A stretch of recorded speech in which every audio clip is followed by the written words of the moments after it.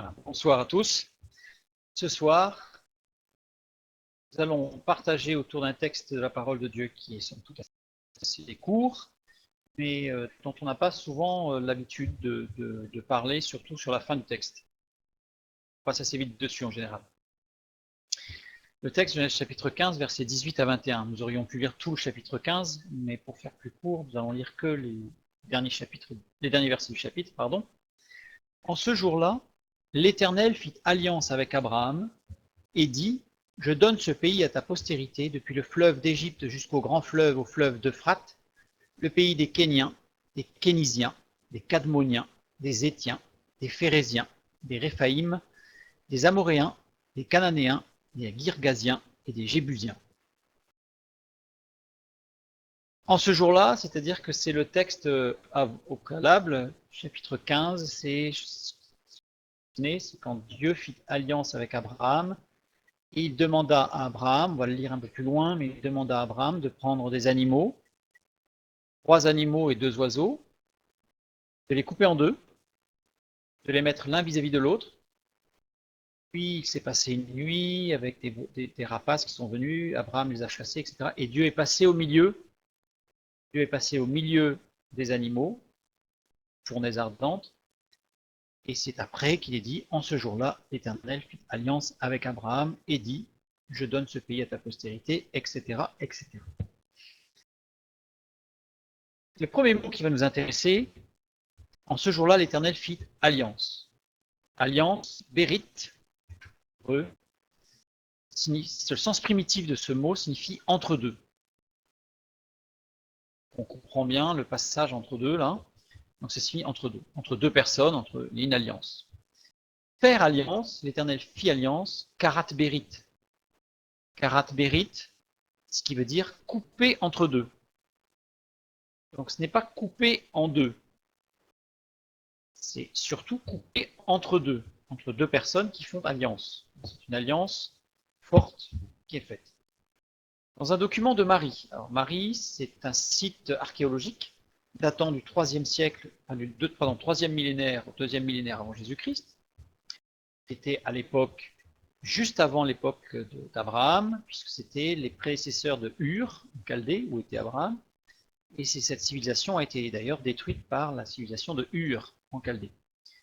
Pour information, ce site a été, parenthèse par rapport à l'actualité, pourquoi il y a un tel acharnement des islamistes en Irak? Parce qu'il y a énormément de sites archéologiques en Irak qui ont été découverts, dont celui-ci, découvert dans les années 90, qui sont fouillés et dans lesquels on retrouve énormément de traces bibliques. Pour l'instant, il y a 8 hectares qui ont été fouillés sur le site de Marie sur 130 hectares.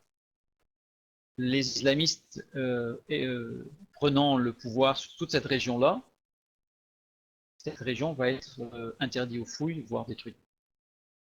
Et quand on regarde, c'est assez amusant, ce n'est pas que ça, bien entendu.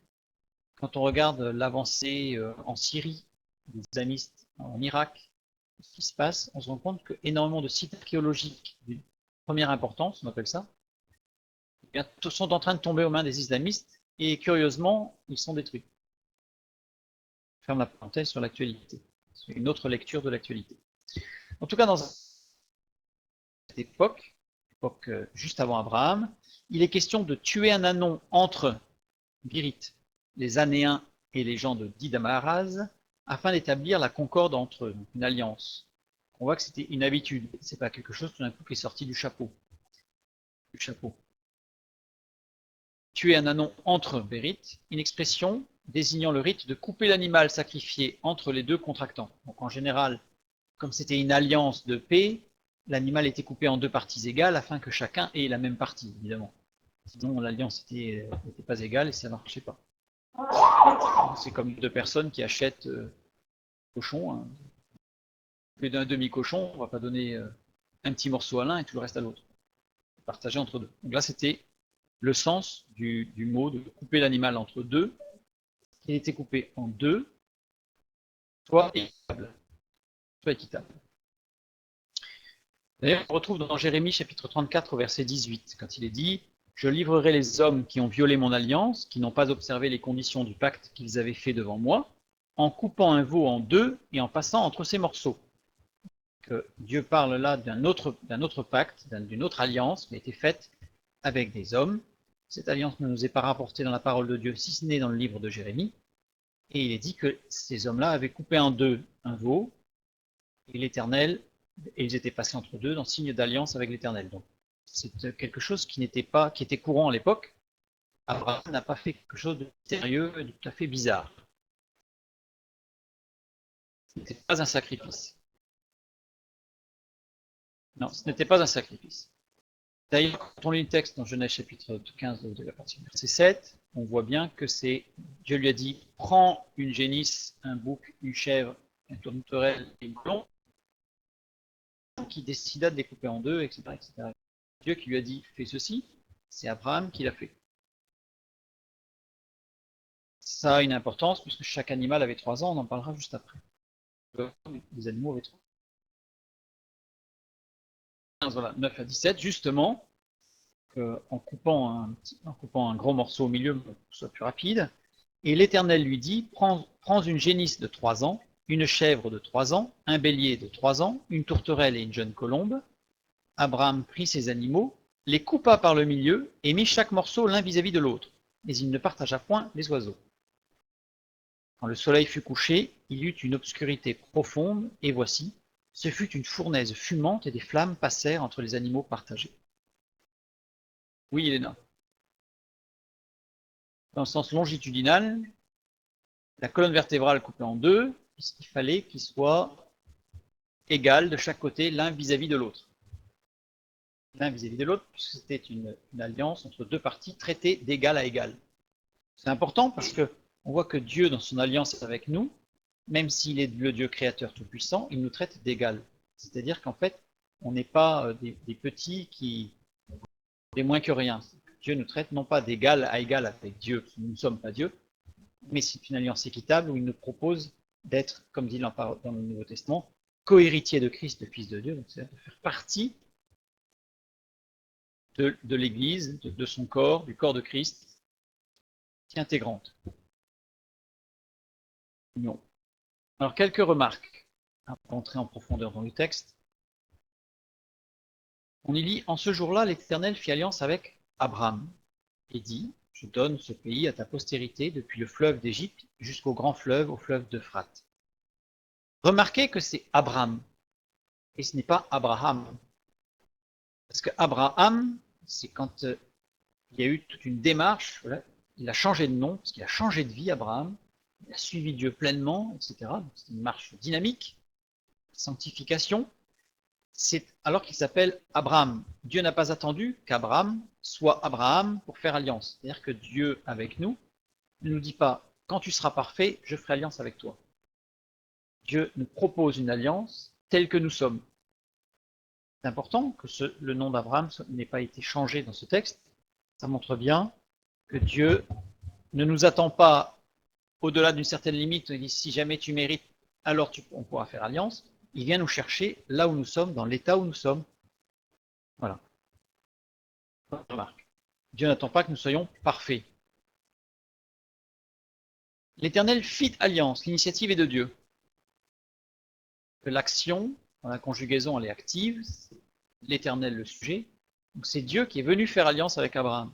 C'est pas Abraham qui a imploré pendant des années Dieu pour faire alliance avec lui. Hein, c'est Dieu qui est venu faire alliance avec Abraham. Faire alliance maintenant. Vu que c'était karat berit. Premier mot, karat, ce qui veut dire couper, littéralement couper. Ou retrancher une partie du corps. Ah, ça veut dire qu'on peut utiliser pour une partie du corps. Alliance, on a vu que c'était berit, alliance. Dans Matthieu 5,30, qu'est-ce qu'on y lit? Juste encore une petite parenthèse par rapport à un texte biblique. Et si ta main droite est pour toi une occasion de chute, coupe-la et jette-la loin de toi, car il est avantageux pour toi qu'un seul de tes membres périsse et que ton corps entier n'aille pas dans la géhenne.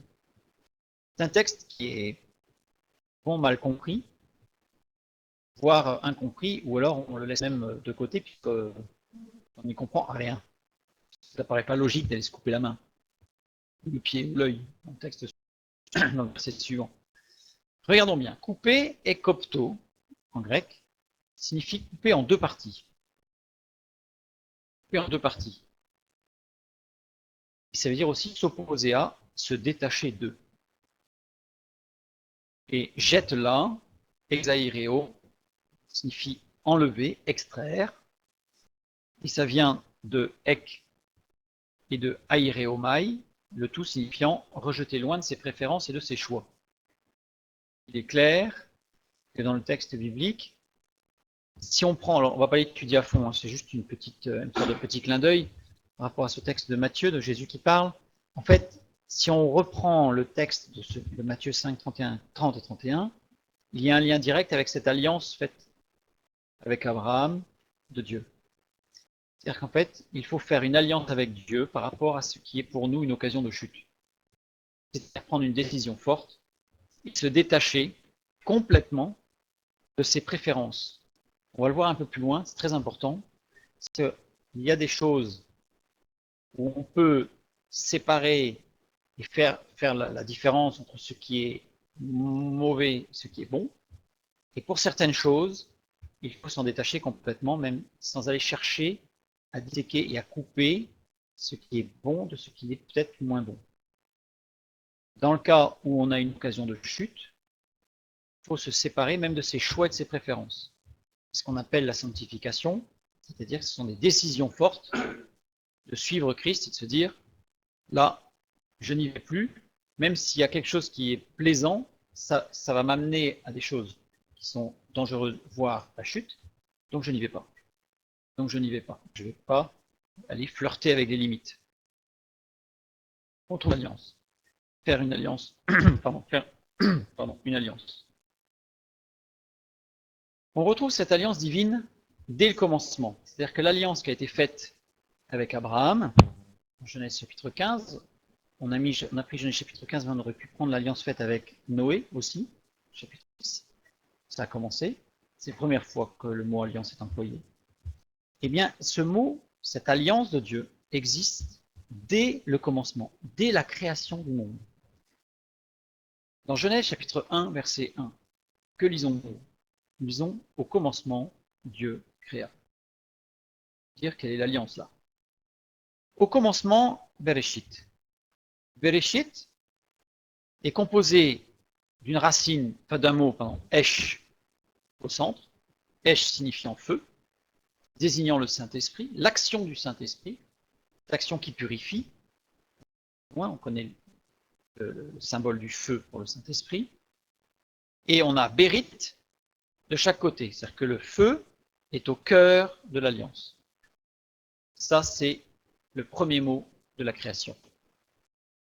La création est une alliance de feu, une alliance du Saint-Esprit. D'où l'image du feu pour le Saint-Esprit. Le verset, la montagne de Sinaï était tout en fumée parce que l'Éternel y était descendu au milieu du feu. Cette fumée s'élevait comme la fumée d'une fournaise et toute la montagne tremblait avec violence. Exode 19, 18. Et un autre passage dans le Nouveau Testament, lui, il vous baptisera du Saint-Esprit et de feu. En fait, cette alliance, elle est sous-jacente, elle existe. Dieu a prévu une alliance de toute éternité. C'est-à-dire que Dieu nous aime, ça c'est fondamental.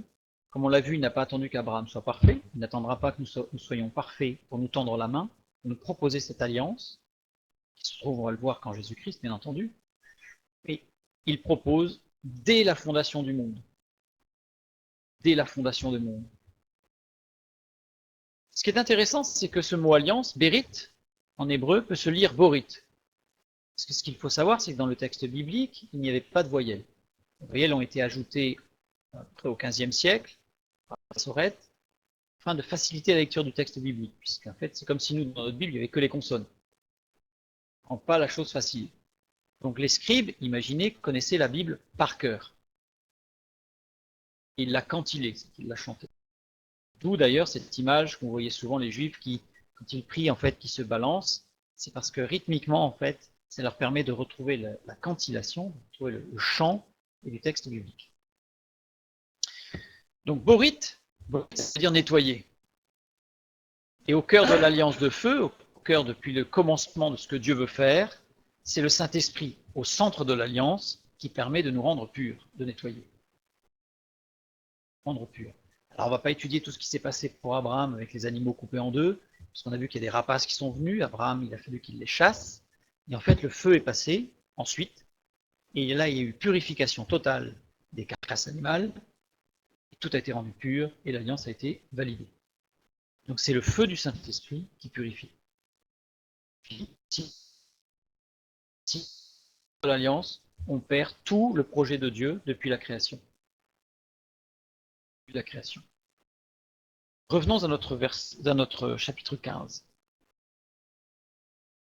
Et l'Éternel lui dit justement, prends une génisse de 3 ans, une chèvre de 3 ans, un bélier de 3 ans, une tourterelle et une jeune colombe. La génisse.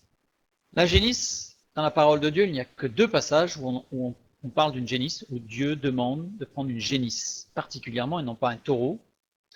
Génisse, une jeune vache, c'est dans ce passage et dans le passage de Nombre chapitre 19 où il est parlé de la vache rousse.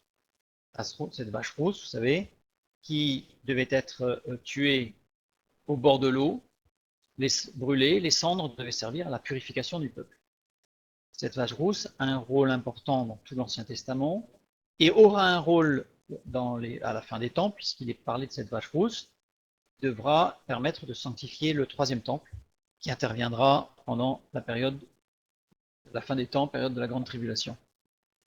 C'est d'ailleurs que des juifs sont en permanence, des rabbins sont en permanence aux aguets, pour trouver une vache rousse. Parce que ce qu'ils disent, c'est que le jour où ils trouveront une vache entièrement rousse, cela signifiera que le Messie est proche de venir sur terre. Voilà. Par rapport aux prophéties de l'Ancien Testament. Alors ils n'en ont pas trouvé une, puisqu'ils ont cru en trouver une en 2005, mais après une analyse, il s'est avéré que sur le thorax, elle avait quelques poils blancs. Donc elle n'était pas entièrement rousse.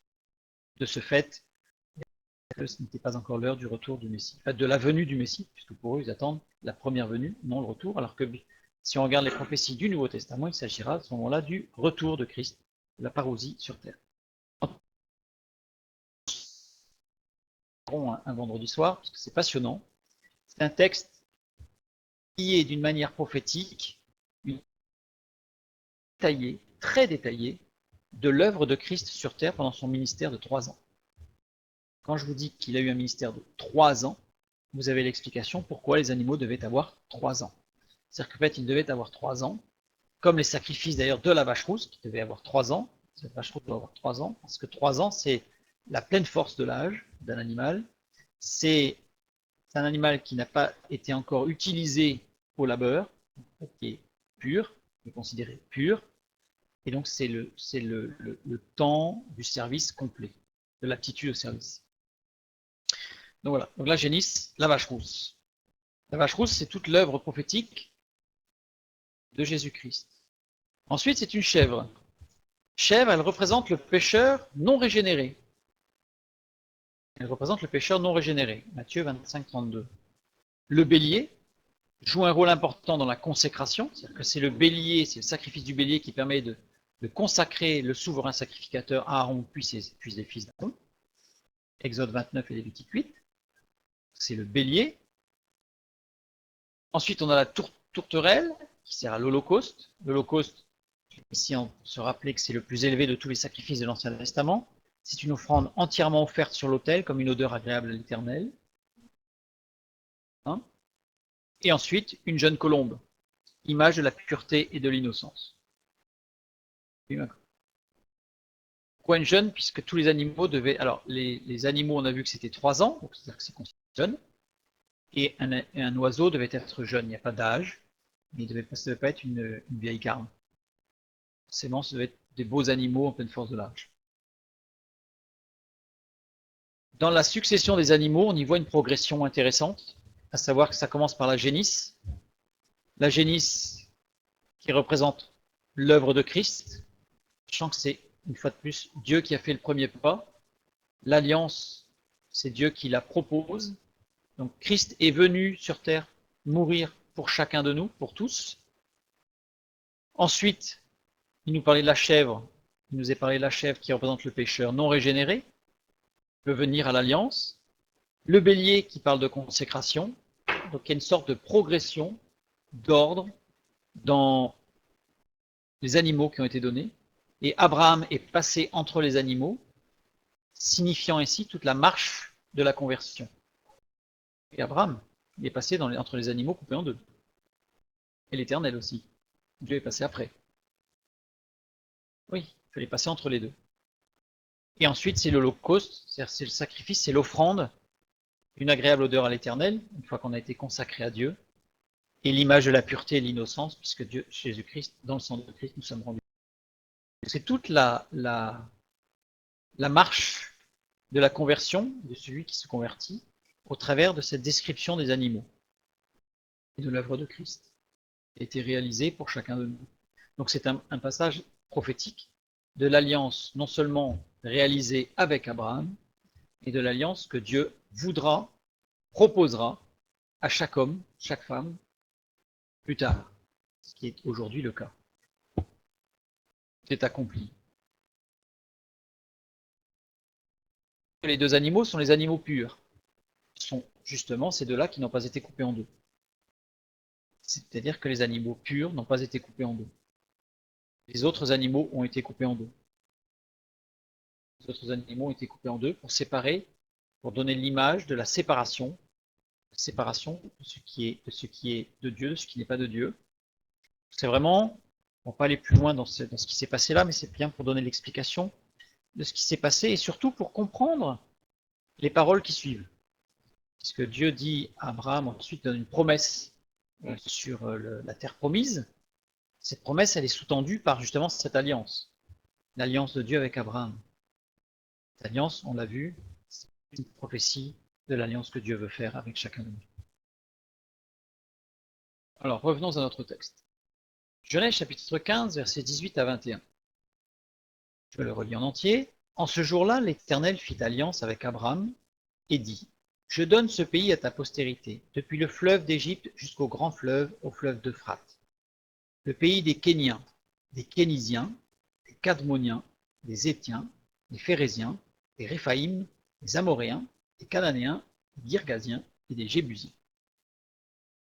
Je ne sais pas vous, mais en général, quand je lis dans ma lecture suivie la parole de Dieu et que j'arrive sur une liste de noms, j'ai une tendance à la lire assez rapidement, voire en diagonale, voire sauter quelques lignes. Ce soir, on va y rester. Les Kéniens.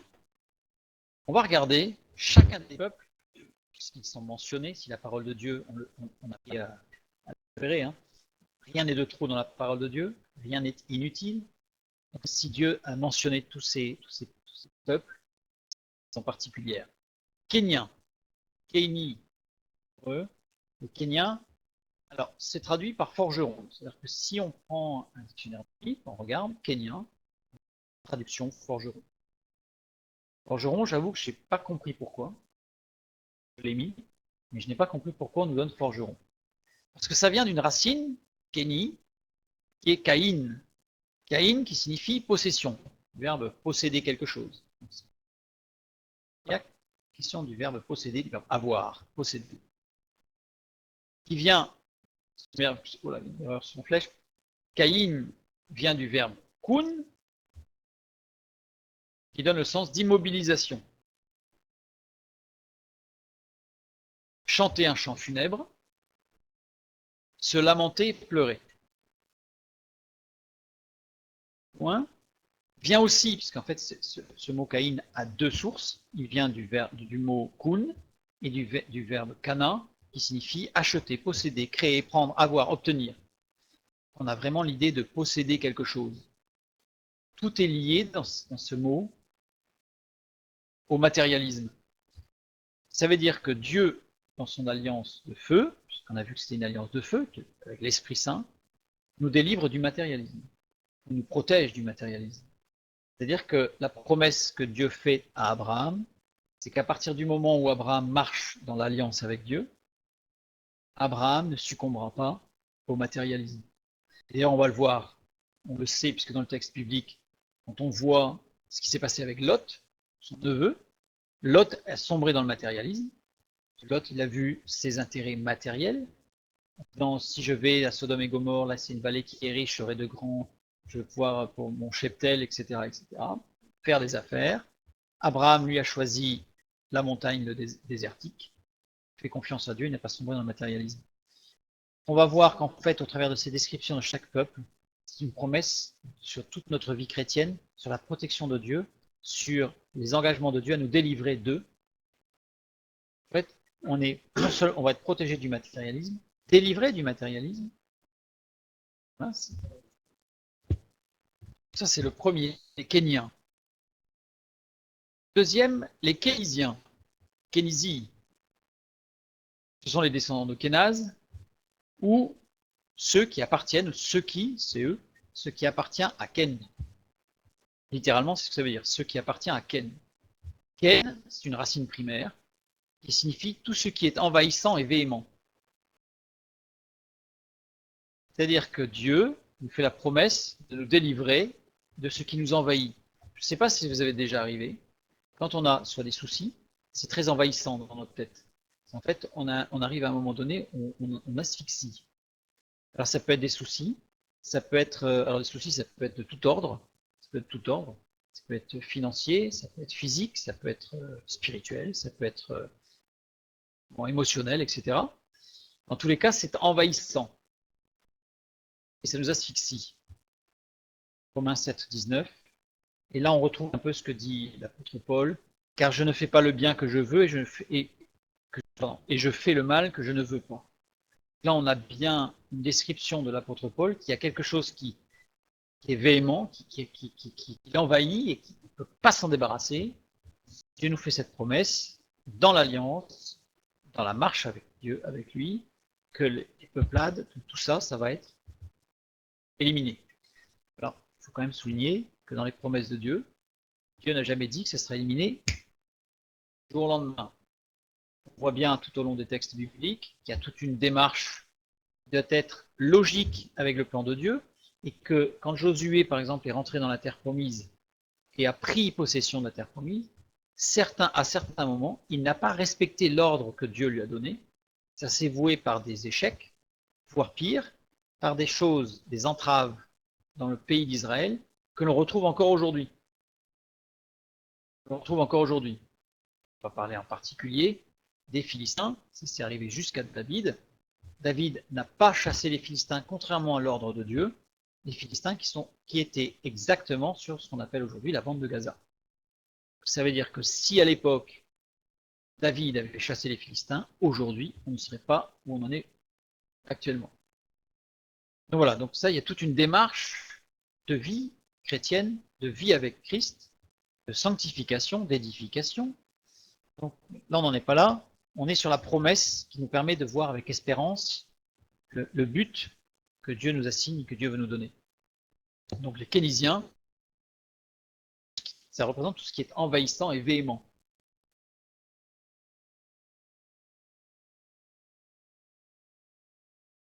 Oui, les Philistins étaient forgerons, mais pas les Kéniens. Donc il n'y a pas de lien. Il n'y a pas de lien avec Kéniens forgerons. Je reviens sur mes Kénisiens.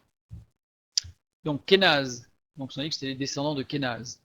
Kénaz, c'était un chef édomite. Édomite, Édom, c'est les descendants d'Ésaü, c'est les ennemis de Dieu, on l'a déjà étudié.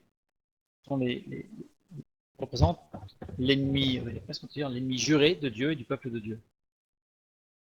Ces descendants de Kénaz, les Kénisiens, Kénaz en particulier, a rejoint Moïse avec, entre guillemets, le ramassis de gens qui suivirent le peuple à la sortie d'Égypte. C'est-à-dire qu'à la sortie d'Égypte, le texte biblique nous dit, alors en français c'est pas rendu comme ça, mais en hébreu c'est comme ça, le peuple d'Israël est parti, et il y a eu un ramassis de gens qui ont suivi. Et on va retrouver ce ramassis de gens, entre guillemets, pas du peuple d'Israël, que Moïse a accepté. D'ailleurs, c'est pour ça que Dieu va lui faire le reproche. Les gens qui t'ont suivi, ce ramassis-là, que tu as laissé suivre, ceux-là, c'est eux qui vont verrouiller, entre guillemets, le peuple d'Israël, et quand on va les retrouver à maintes reprises quand le peuple va se révolter contre Dieu par rapport à la manne, par rapport au caille, par rapport à l'eau, par rapport à plein de choses. Ce sont ces gens-là qui vont se révolter. L'image est très claire pour notre vie. Si nous acceptons si nous laissons des choses qu'on laisse un petit peu discrètement derrière nous, qu'on amène avec nous, fort à penser que ces objets, que ces choses-là, ces objets ou différentes choses que l'on laisse dans notre cœur, vont nous amener à nous révolter, rebeller contre Dieu, voire à lâcher prise par rapport à l'espérance, par rapport aux promesses de Dieu, lâcher l'alliance que Dieu veut nous faire, etc., etc. En tout cas, Kénaz, il vient de ces gens-là. Dans son alliance de feu, Dieu délivre de notre nature pécheresse et des loups ravisseurs. Parce que ce sont des gens qui se sont introduits dans le peuple d'Israël, Kénaz. Alors, après, dans une parenthèse quand même, et soulignons-la, il est dit dans le texte que Kénaz a eu un fils qui a été juge en Israël. Ça veut dire que c'est pas parce qu'on a fait des choses, on a accepté des choses à un moment donné dans notre vie, à partir du moment où on laisse Dieu reprendre la main complètement, Dieu peut transformer toute chose. Rien n'est perdu, rien n'est fichu. Tout peut rebondir avec la grâce de Dieu et une fois de plus dans l'alliance de feu, c'est-à-dire l'alliance avec le Saint-Esprit au centre que l'on laisse agir. Union, les Cadmoniens ou Cadmoni, le peuple de l'Est, vient de Cadmoni, ce qui est ancien. Ça vient de Kadam, ce qui vient à notre rencontre, ce qui surprend et qui fait peur. En fait, là, on a une description. Voilà. Ne vous inquiétez pas pour votre vie, de ce que vous mangerez, ni pour votre corps, de quoi vous vêtir. La vie n'est-elle pas plus que la nourriture et le corps plus que le vêtement? Matthieu 6. C'est une traduction qui n'est pas ce que l'on apprend dans nos Bibles, parce que dans nos Bibles, il n'y a pas la virgule après vie. Ça donne l'impression que le texte s'adresse essentiellement à des besoins matériels. Or, ne vous inquiétez pas pour votre vie, vie c'est psyché.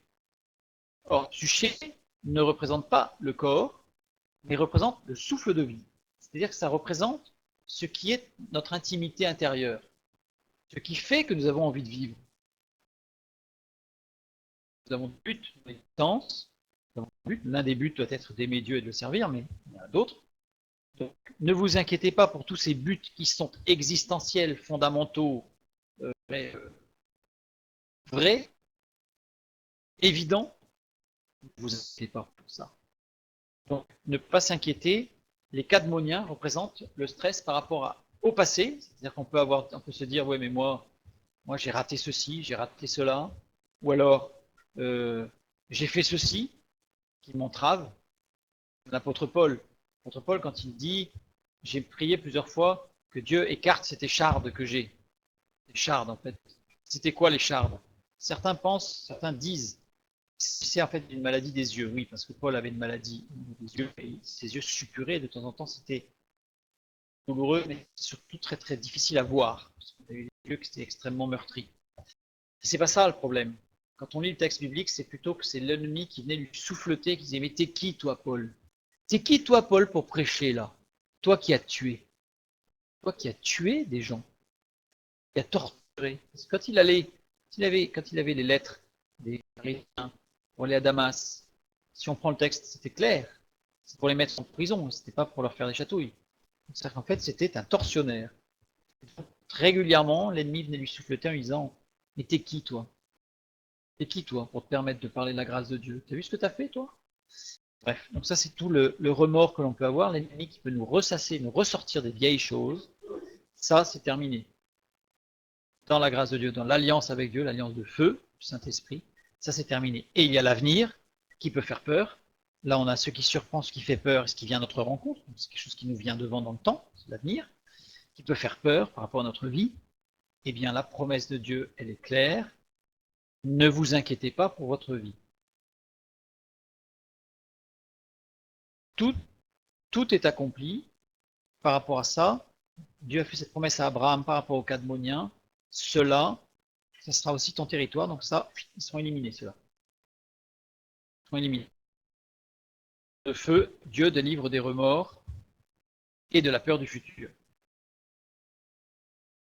Donc n'ayons pas peur. N'ayons pas peur de ce qui se dresse devant nous, de ce qui va nous arriver, de ce qui peut nous arriver, qui pourrait nous arriver, etc. Tous les verbes que vous voulez conjuguer à tous les temps. Dieu a fait cette promesse qu'il est avec nous. Ceci, il s'en occupe. Maintenant, les Étiens. Les Étiens, alors, c'est rigolo, Étiens, puisqu'en fait, littéralement, ça devrait se lire Kriti. Les Kriti. Les Kriti, descendants de Heth, et vient de Chet. Chet, qui veut dire terreur. Terreur. Vient de Khatat, qui signifie être brisé, s'épouvanter, avoir peur. Là, Dieu fait une promesse à Abraham, en lui disant, te procure une terreur, ce qui te brise, ou ce qui t'a brisé, ce qui t'épouvante, ce qui te fait peur, je m'en occupe. Hébreux 13,6, c'est donc avec assurance que nous pouvons dire, le Seigneur est mon aide, je ne craindrai rien. Que peut me faire un homme? On a vu tout à l'heure que par rapport au cadmonien, il s'agissait du passé et du futur, c'est pas quelque chose de, c'est pas un homme, être humain, ou un groupe d'êtres humains. Là, en l'occurrence, il s'agit davantage d'êtres humains. Donc, que peut me faire un homme? Si Dieu est avec nous, que peut me faire un homme? Psaume 31:20, tu les protèges sous l'abri de ta face contre ceux qui les persécutent. Tu les protèges dans ta tente contre les langues qui les attaquent. Les langues qui les attaquent sont des paroles blessantes ou humiliantes, voire des paroles qui sont indirectes. Quelqu'un a dit, un bruit qui court, qui nous fait mal. Bref, Dieu protège. Il est notre abri.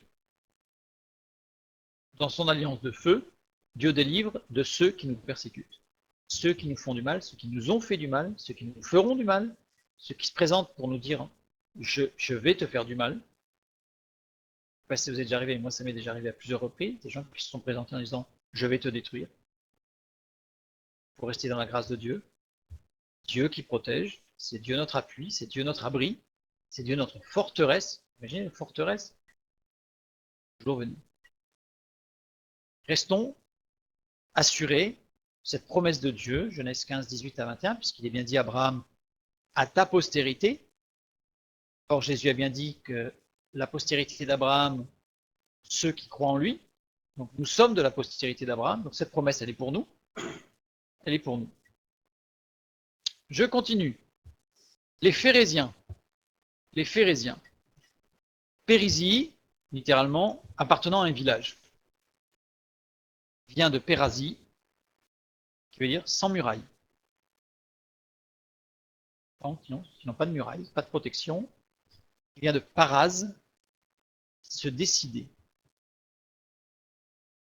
Ce mot est construit, une construction particulière.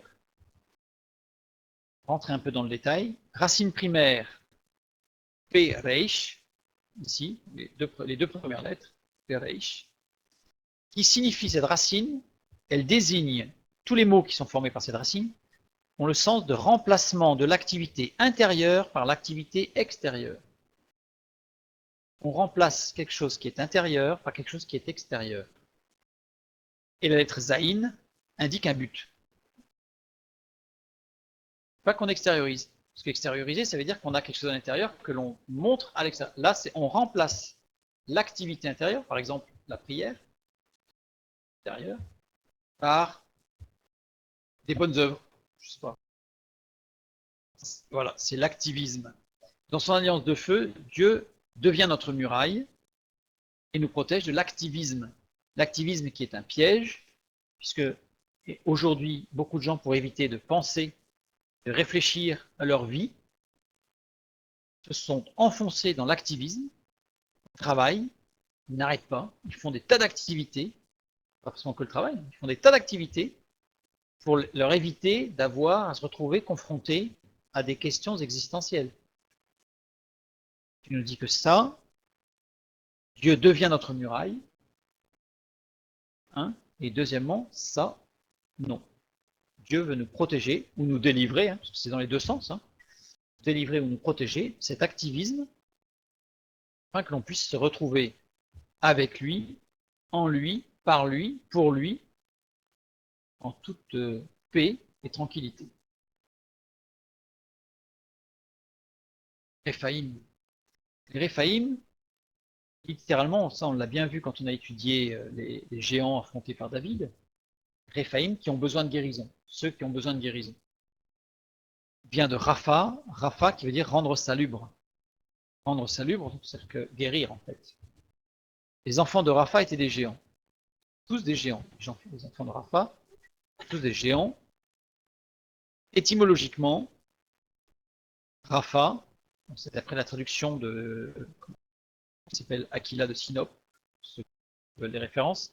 C'est un écrivain biblique du IIe siècle qui s'est plongé dans le judaïsme et dans les écrits talmudiques, qui a écrit le Talmud d'Onkelos, fait référence aujourd'hui dans la traduction biblique chez les rabbins. Et lui est traduit Rapha ou Réphaïm par ceux qui sont tombés ou ceux qui font tomber. C'est-à-dire que les enfants de Rapha, ce sont ceux qui font tomber. Là, on comprend tout de suite le sens. On comprend tout de suite le sens. Psaume 118, verset 13. Tu me poussais pour me faire tomber, mais l'Éternel m'a secouru. Ça, c'est notre assurance. Ça, c'est notre assurance.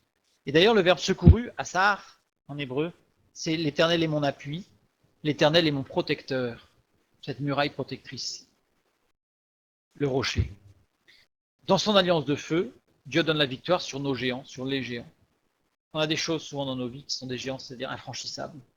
Comme Israël qui, Josué, les 10 espions qui disaient, oh là là, sur les 10, il y en a 2, il y en a 8 qui disent, oh là là, oh là là, oh là là. Vous n'avez pas vu les gens, là, on était comme des sauterelles à leurs yeux, c'est infranchissable. Infranchissable. Et il y en a 2 qui ont gardé la vision et la promesse de Dieu, Caleb et Josué, qui ont dit. Il y avait 12, merci Christian. 12 espions à Jéricho, donc il y avait 10 qui ont dit, oh là là, impossible à franchir. Et il y en a 2 qui ont dit, mais regardons la promesse de Dieu, ces géants-là, devant Dieu, ne sont rien.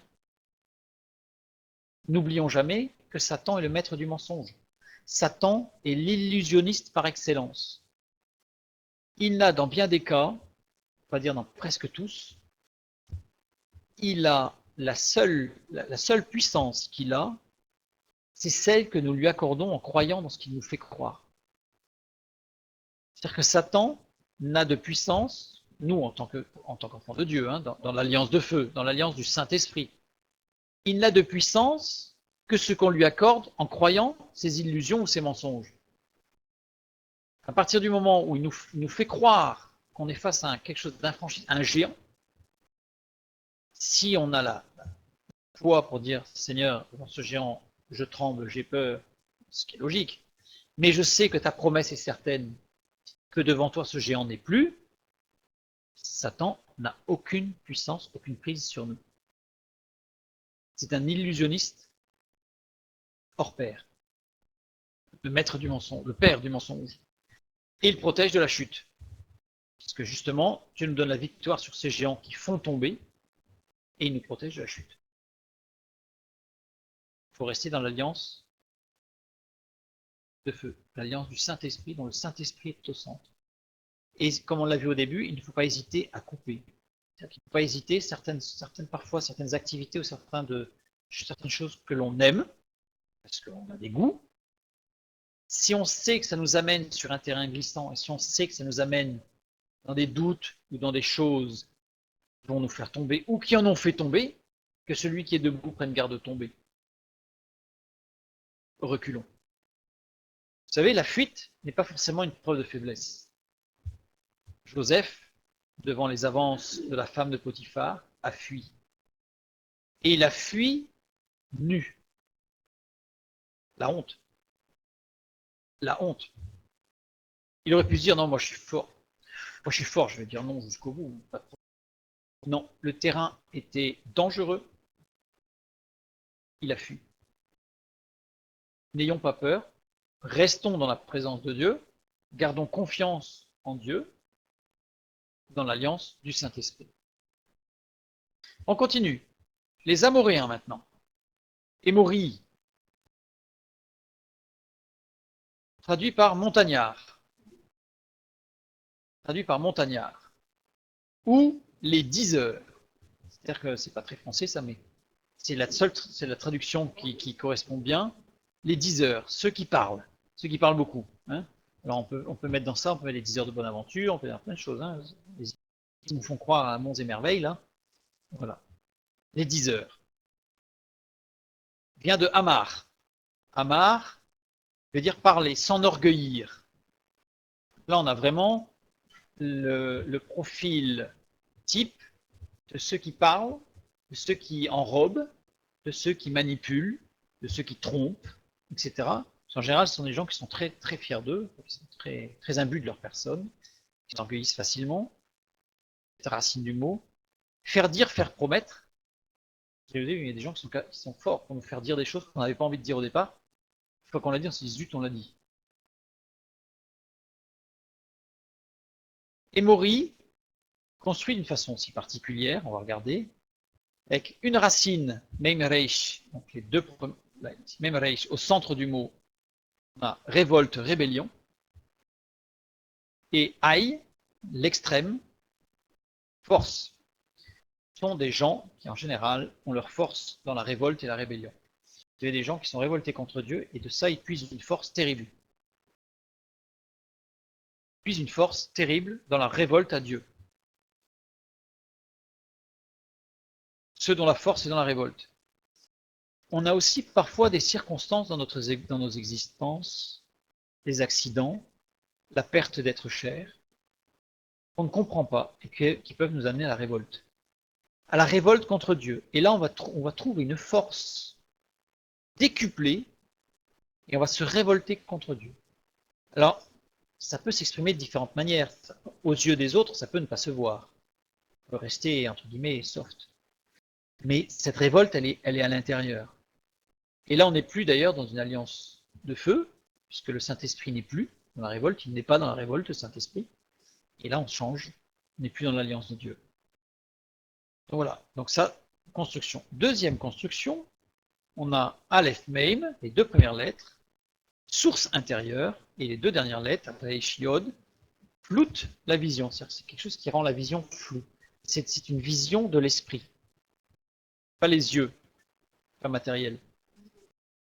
C'est-à-dire qu'en fait, c'est cette source intérieure, cette révolte, peut nous avoir blessés, de ce qu'on peut ne pas comprendre, peut nous rendre cette vision de l'esprit floue.